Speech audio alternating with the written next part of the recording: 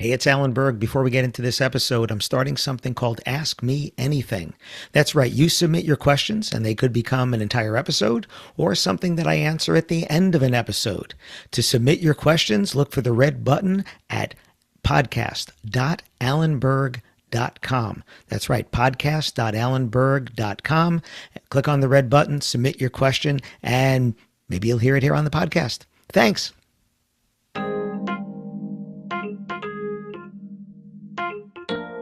Are you rejection proof? Listen to this episode, see what I'm talking about.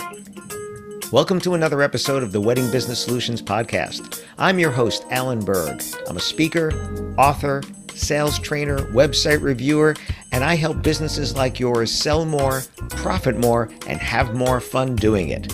Enjoy this episode. Hi, it's Alan Berg. Welcome back to another episode of the Wedding Business Solutions Podcast. I just finished listening to a book called Rejection Proof by Zhi Zhang, Jiajiang. And the subtitle is How I Beat Fear and Became Invincible Through 100 Days of Rejection. I actually had the pleasure of seeing him speak at a National Speakers Association conference a few years ago. And I don't know why I didn't listen to his book back then. Maybe it wasn't on audio. I don't know, but I didn't. And it came up in my suggestions, or maybe I had it in my my saved list on Audible, but I just finished listening to it. And now I'm sorry I didn't listen to it sooner. It was a really, really interesting book about his journey. Now, he talks about how he tried to make himself more comfortable with rejection by, in 100 days, doing 100 things, asking for things that he expected to get rejected, although he didn't get rejected on a lot of them, which is not necessarily upsetting, but a lot of them he certainly did. And you can listen to the book and hear about some of the things that he did. The book starts with him talking about how he lives in Texas. He's born in China, so he's an Asian man. And he walks up to just a random door, knocks on the door and asks this person there if he can go into his backyard, play soccer, and if the man would take a picture of him playing soccer in his backyard. He doesn't know this person at all, and there's no good reason why the person should do it. And they do it. He lets them do it. It was around the Olympics, and he goes to Krispy Kreme and asks them if they'll make 5 donuts interlocked in the colors of the Olympic rings, but interlocked, right? And totally being told no. And 15 minutes later, he had it, and they didn't charge him, and it goes viral and all this kind of stuff. But what's interesting about it is it's really about approaching what rejection means to you. That you're not being rejected most of the time. And most of the time, you think, hey, I just got rejected. It was an idea of yours, or it was a suggestion of yours, or maybe you didn't make the sale and you're saying that you got rejected. Well, we're not always the best choice. And not everything is something that you want to do, or that maybe, somebody doesn't connect with you as well as somebody else. But it really comes down to how you approach it. Because as a salesperson, and most of you listening, if not all of you listening, have to do sales either all the time or part of the time. If you own a business, certainly you have to do that. And you're not just selling products and services, you're also selling your ideas. You're selling to your team, right? You're selling ideas to your team, and then they have to see you as the leader and they want to follow you. So really, really interesting book, and thinking about how do you approach that? A lot of the times when I come in for sales training, and I have individual companies that bring me in, people that have multiple locations, and then bigger companies as well. And a lot of times what I'm asked to teach is how to close the sale. Because people are really good at talking about their product. They're really good at being passionate about what it is that they do and the results that they're going to provide. Yet they fall short of finishing the job.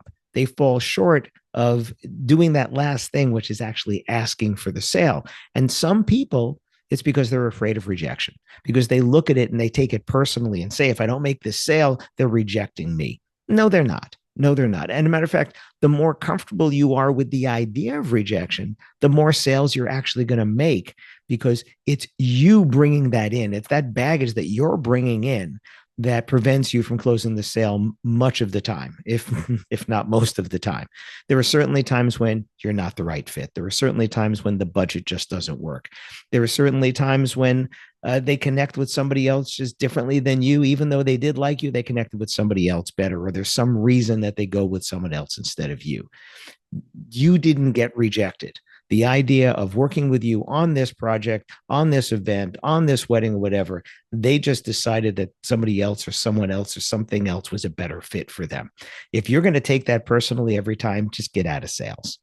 Or do like Zhi did, which is learn how to accept rejection better. Learn how to just approach it differently and say, hey, he says in there that objection is just a number. Rejection is just a number, which means how many more times do you have to ask until you might get a yes? And I know there's different sales strategies with that, what they say that, that every no leads you to a yes. There's also a lot of them that debunk that because the sales aren't connected. The next customer isn't connected to this one. So the fact that this one said yes or no has no bearing on the next one, except what you bring to it. Accept your attitude, accept the way that you approach sales. If you watch the best athletes, a tennis player, a golf or basketball player, whatever, if somebody misses a shot, right, or flubs something, if they're able to shake that off and then just take the next one and then just approach it again without bringing that baggage, they're one of the more successful people. It's those of us that take that bad shot and then the next one you're just saying, hey, don't make another bad shot, or we're our attitude totally changes. That's where we fail, and we're failing ourselves. No one's failing us. We're failing ourselves because we're bringing that baggage with us. So whether it's in sports, whether it's in life, whether it's in business, Rejection Proof, I think, I think it's a really good book for you to listen to if you're listening to books, or if you're reading books. I think it's just, if you're afraid of rejection, I think you just need to approach it differently. And I think the book will help you, because some of the crazy stuff that he asked for that he didn't get, and some of the crazy stuff that he did get just by learning how to ask differently, I think can help you be more successful in your life, because there are a lot of things in our personal life that we don't do because we're afraid of being rejected. We don't even ask because we've already decided it's not going to happen. Well, that's you deciding that, not letting the other person or the business or whatever decide that for you. So I really recommend the book. I recommend you just changing your attitude on what rejection means, because it is coming from inside you. It's actually not coming from the other person. So I hope this helps you. And if you get a chance to read the book, I hope that helps as well. Thanks. Thanks for listening to this episode of the Wedding Business Solutions Podcast. If you liked it, please subscribe to this channel and post a review on your chosen platform, Apple Podcasts or whichever one. If you have any questions about anything in this episode or any of my episodes, email me directly at alan@weddingbusinesssolutions.com or visit my website, alanberg.com, alanberg.com. If you have any suggestions for future topics or guests that you'd like to see, please again, email me or visit my website. Thanks for listening.